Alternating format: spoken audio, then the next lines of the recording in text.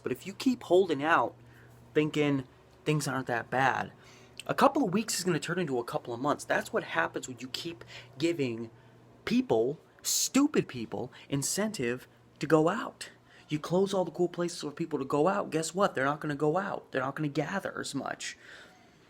And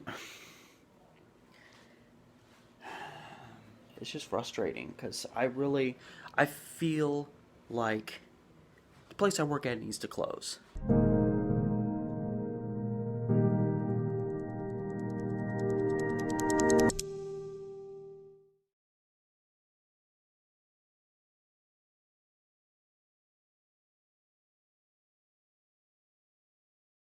All right, so I'm just in a room right now. So I just got the word like 10 minutes ago that as of tomorrow, March 18th, 2020, a day that will live in infamy. Drop my rag. My theater chain will be closing for the foreseeable future. All the other theaters had done it. It was probably inevitable this was going to happen when I got here. We didn't really know yet, but it was a new thing. Like, we were going to close our bar because technically bars were supposed to be closed, but now our whole stand is closed. Even the drinking fountains are closed. So yeah, this is going to be my last day working here for a spell. So it's going to be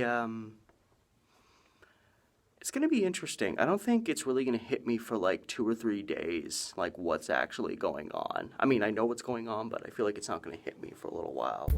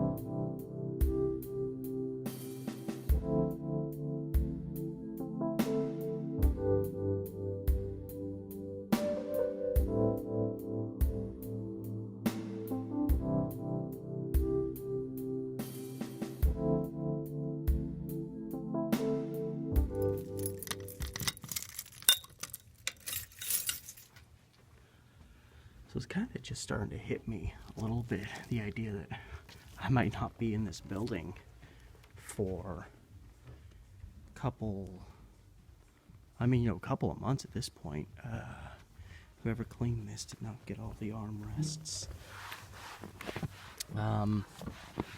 Yeah, the longest, there was a period of almost 2 months that I didn't work because I broke my ankle, but that was like 8.5 years ago. I really don't remember much of that time. But yeah, so best case scenario, we're closed for a month. Worst case scenario, we're closed till August. It's probably going to fall somewhere in between 1 to 5 months. So yeah, I have this feeling that when I come back, if I come back, if I don't find some other job and just leave at that point, it's going to be really weird coming back here and having that kind of unfamiliar feeling. You know what I'm talking about? I think you do.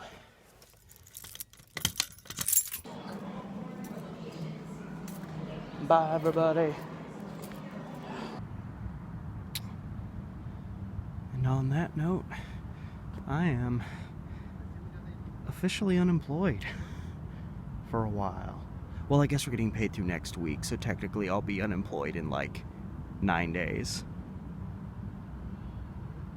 It's an interesting feeling among everything else.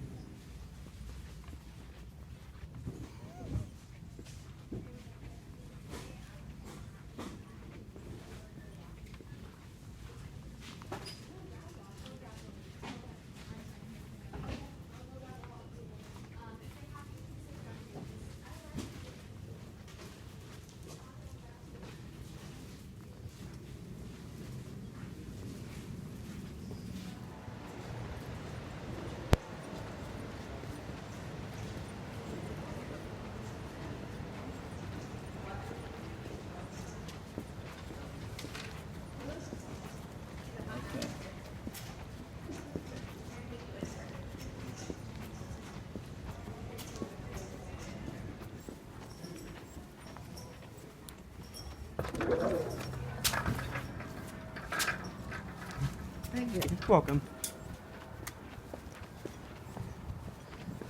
Well, that plan was a bust. I've been kicking doors in. Well, I mean, pushing doors open with my feet as opposed to touching them. And then right as I pushed the door open, an elderly woman walked up, so I'm like, great, gotta catch the door so she can get in. While turning my head away, because I don't want to breathe on her, because that woman was probably about 80 years old. Why she's going in here, I don't know. You know, it's unfortunate. Some old people don't have options. Oh, closed temporarily. It might not be as temporary as you think. Like, not thrift store, but like grocery store employees, people that work at Target, Safeway, Fred Meyer, Walmart. Some of these people deserve a real, serious, freaking bonus for the shit they're going to have to deal with for potentially the next couple months. Like, just being in Target for the brief period I was. Yeah, I walked by the pharmacy, and of course the pharmacies are backed up because people are freaking out. Yeah, I heard them saying, like, you know, some people's, like, a lot of people are obviously coming in for the same type of drugs, and guys like, sorry, it's gonna be like a 40-minute wait for some of these things. And yeah, so I had a woman come up, and I mean, I understand your stress, but it's not the pharmacy guy's fault that everyone loses their shit when stuff like this happens. And I hear her up there, and she's just yelling at the guy, and it's like, you know, there's nothing you can do. And like, literally, he said that he like changed her order right there to like a rush delivery so she wouldn't have to wait forever. And he's like, so it's gonna be about 15 minutes. And she just threw her hands in the air and ran off crying. This is what happens. Oh man. This is why I'm, you know, I don't even want to go outside more than I have to. I was in Target for like maybe 10 minutes, and already I'm just like, I shouldn't have even been in there that long. So I mean, the main reason I'm out and about is I'm trying to see if I actually found some beans for a dinner my girlfriend wants to whip together, if we can find it. I'm trying to find rice. There was no rice left. Trying to find ramen, just, you know, to have it. There's none of that because, I mean, everybody, logistically, the first thing you hit up is the ramen when chaos breaks. So yeah, there was no ramen, no rice. So I'm gonna hit the location slightly less traveled, that being the Big Lots.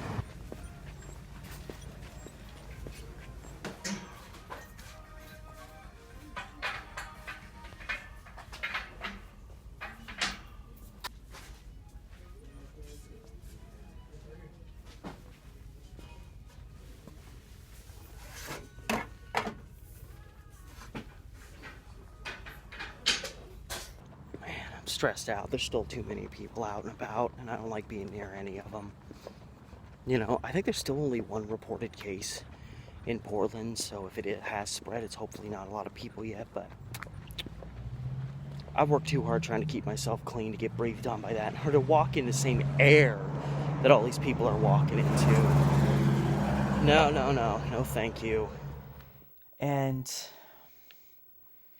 there's kind of whisperings about kind of getting more towards where Italy's been, in terms of like requiring people to stay in their homes and essentially having like one member of their family as the person who gets to leave and, get your food and, get your necessities and stuff. It's not the worst thing in the world to me. I'm not going to be one of these people that's like, oh my god, I can't stay in fucking house anymore. I kill everybody. I hate my husband. My children are fucking kill them. Those people.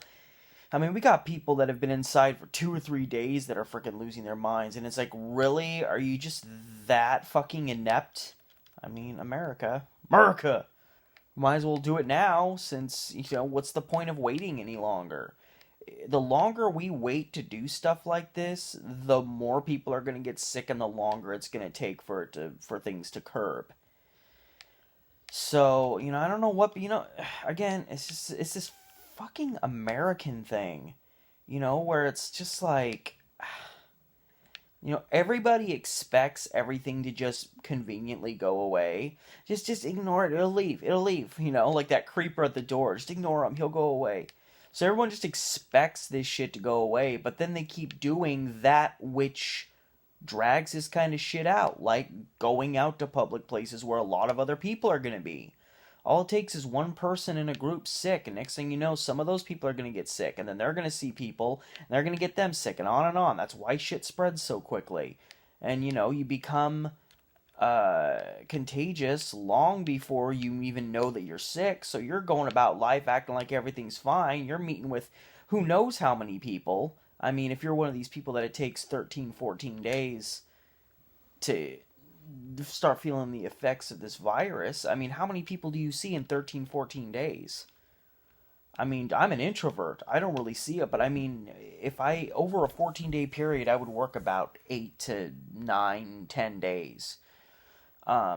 So we're talking hundreds upon hundreds of customers that I would, be at least in the vicinity of, not to include my coworkers. Obviously, if I was in a situation where I was still working right now.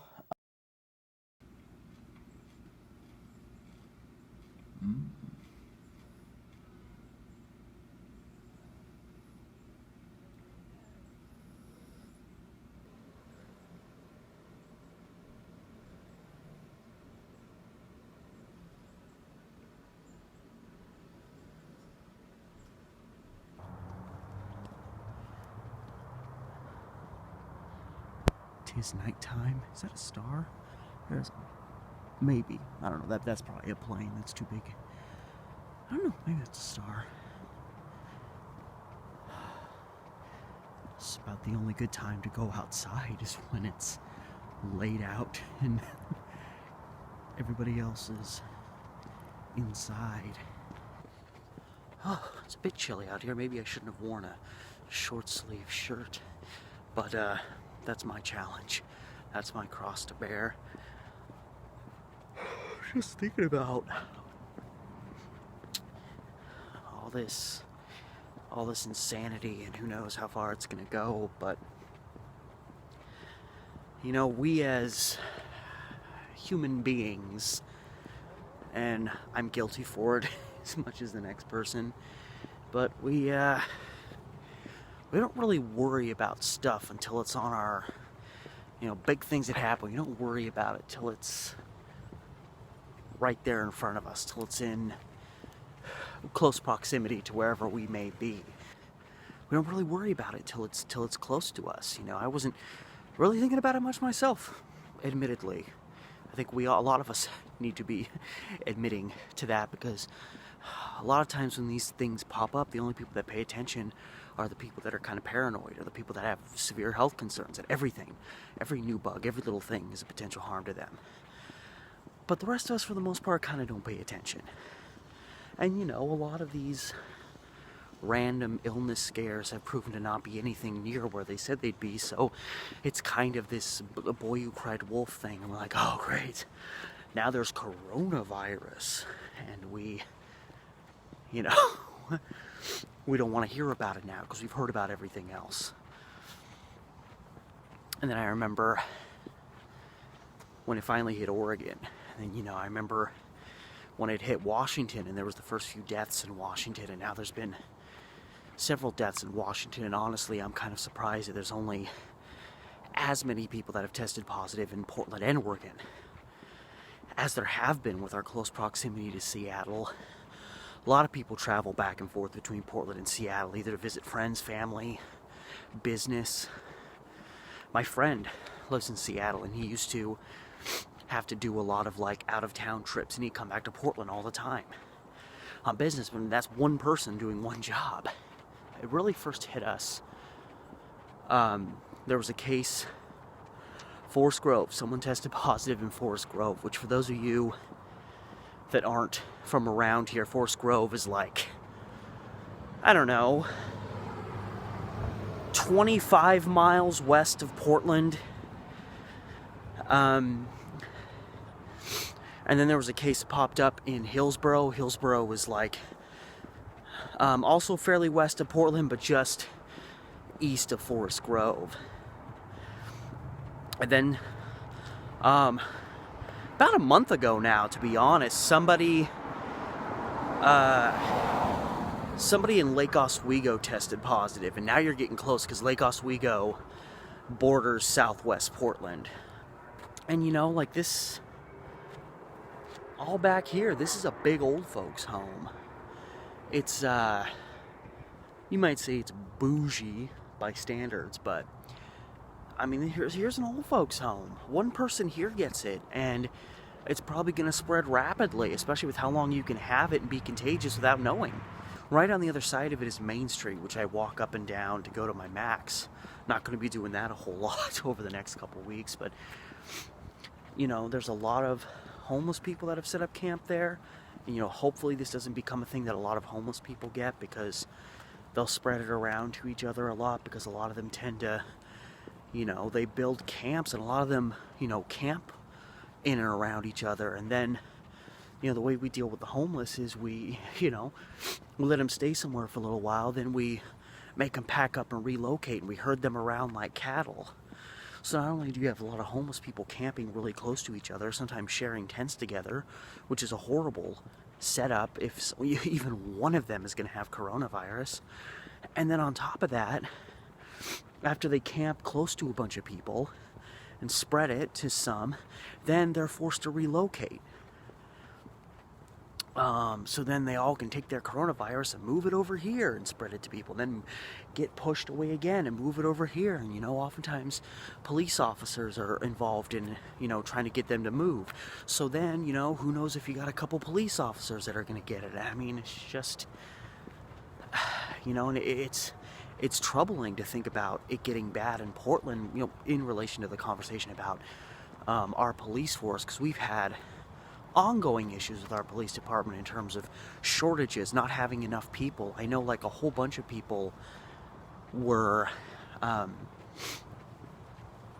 trying to, how should I say, sign up to be police officers, and most of them failed their background checks, and they're lowering their standards to attract more people because they need more people and they have shortages. And yeah, see, the tower I was just showing you is back here. But there's another big tower right here. And so we've had constant issues over the past couple of years with shortages in our police force. So, you know, we start having an upkick in coronavirus cases, and, you know, the higher the numbers get, the more people panic. People are already doing just stupid, inane nonsense, going to the supermarkets and constantly taking all the toilet paper, among other things. I'm hearing that bread is starting to become another thing that's disappearing a lot quickly. I went to Target 2 days ago, and yeah, they had practically nothing there. Not just in the areas I was looking for, but just in general, practically nothing. And yeah, if this thing starts to bump up, like, you know, or based on how it's been going in other countries, we're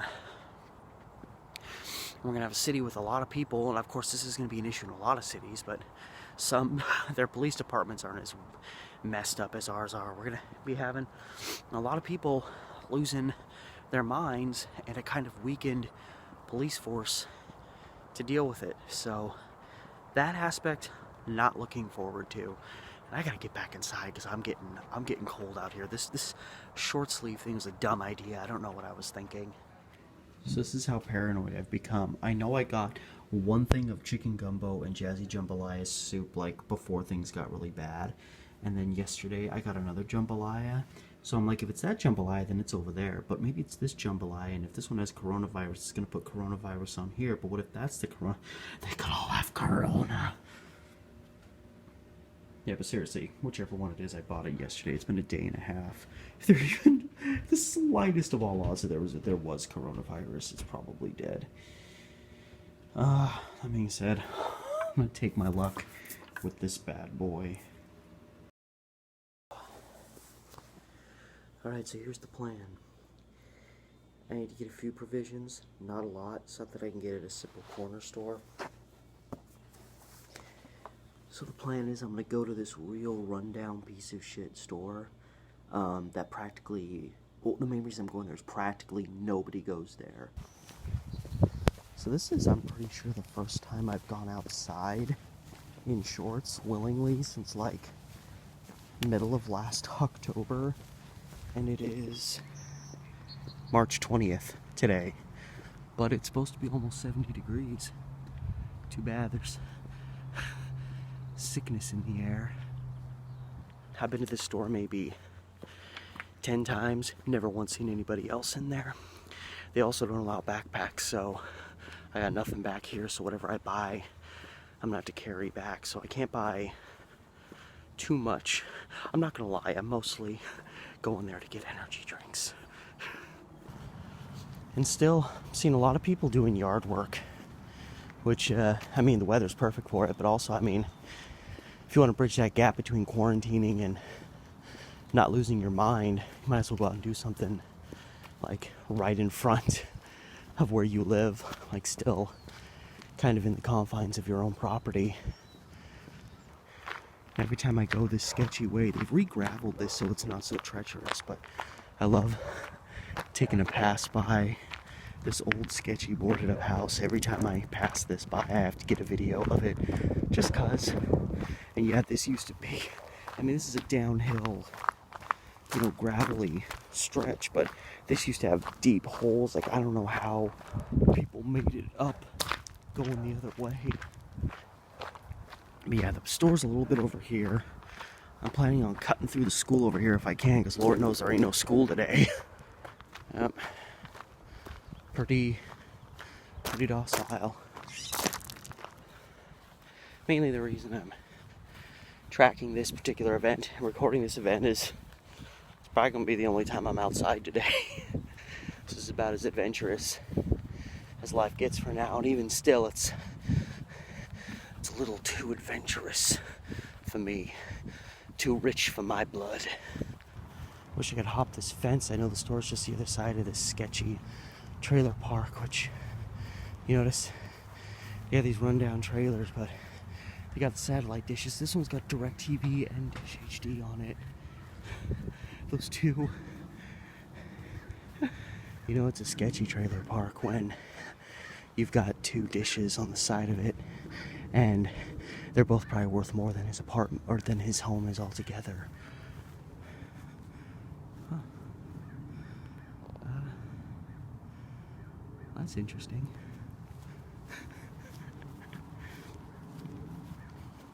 It crash landed along the fence line, and there it stays to this day, waiting for its next sea captain.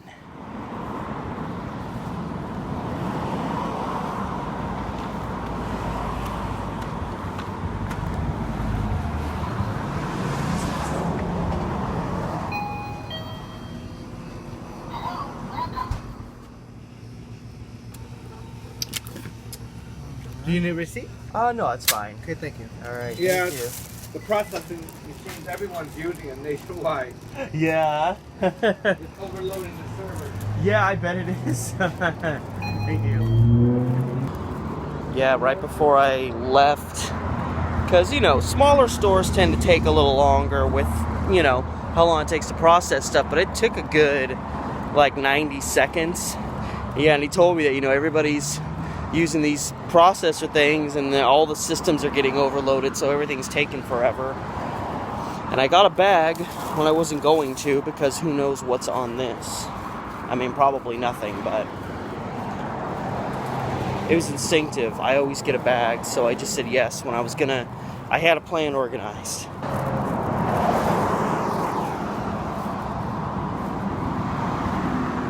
Free.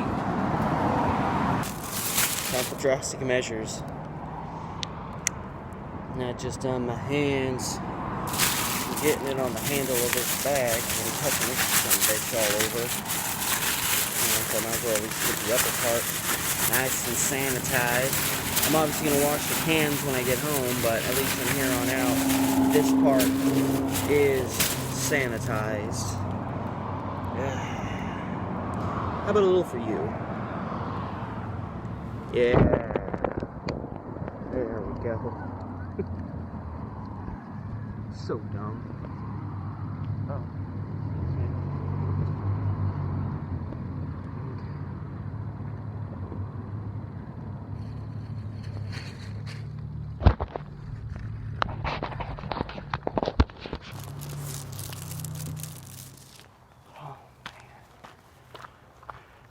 And what's even more annoying is this is perfect vlogging weather. Like perfect, like I'm warm, but I'm not like overheated. It's like, you know, mid 60s or low 60s, but we're used to it being cold, so it kind of feels like it's like low 70s. This is another thing, you know, aside from all of the, you know, health aspects in terms of like hoping this thing goes away soon, or at least sooner than some of us fear, is the weather's going to be more like this in the near future, which I hope it does, because I read a report, I think I may have mentioned it, done by some doctors about how they think that once the temperature is above like 51 degrees, the more above that it gets, the sorry, I'm winded from that hill. I just woke up, not ready from hill climbing, but the more warmer it gets, the more the virus struggles, you know. So I wish it was 90 today for that sake, but you know, beyond the health aspects, so with the weather being more like this, I want my vlogging time. And it sucks so much because like last year I pretty much lost half of my summer when I started getting those headaches, and I didn't know what was causing it. I didn't even know about the dry eye till October, and it was like about a week into August that the headache started. So pretty much, like, I did my therapy walks, but aside from that, it was a lot of just staying inside. So I pretty much lost August and September, you know. So I feel like I got gypped out of half a summer last year, and even 2016 I messed up this ankle, which is already screwed. I pulled something, and it took like 3 months to heal, and it happened like at the start of June. So I pretty much lost most of that summer too, because I couldn't really do anything. You know, it was right when that injury was finally healing that I actually first started doing amateur restoring and stuff, because the injury happened in June 2016, and I think my first video I posted was September, or the first day I videoed was September 28th, 2016. So, yeah, from one event to another.